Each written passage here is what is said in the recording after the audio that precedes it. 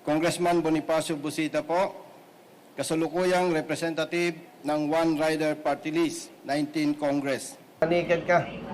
Sir, as of now, sir, ilan ay gradual lang pong pagbigay ng panikit niya. Ang advice po, Mali kaya yun. yung po ano po namin, sir.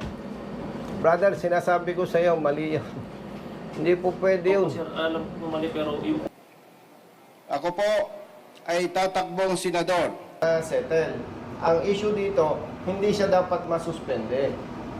And, wala akong nababasang palisiya, brother, na hindi siya pwedeng mag-add ng restriction code.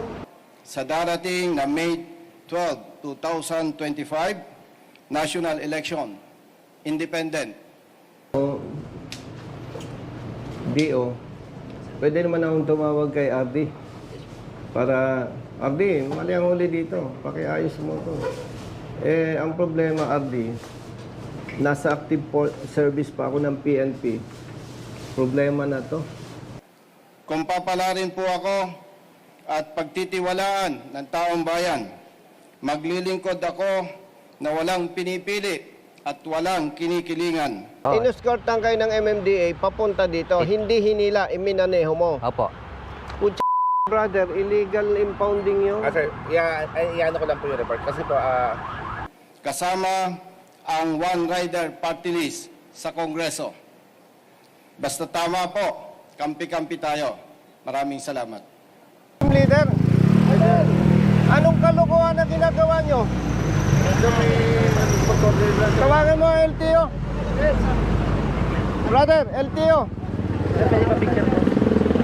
LTO. Personnel kayo ng ano? 13. Anong kalokohan ginagawa ninyo?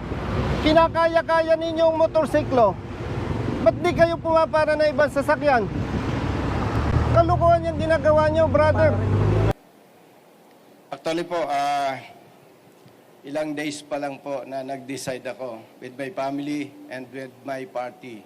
At siyempre po, bilang isang public servant, hindi po natin ibinabatay ang desisyon sa sarili lamang.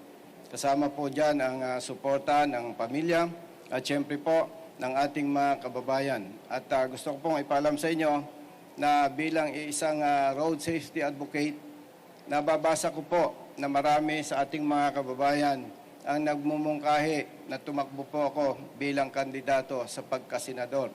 At yan po ay isa sa napakalaking basihan ng aking desisyon po, yung hinihiling po ng marami nating mga kababayan. Thank you, sir.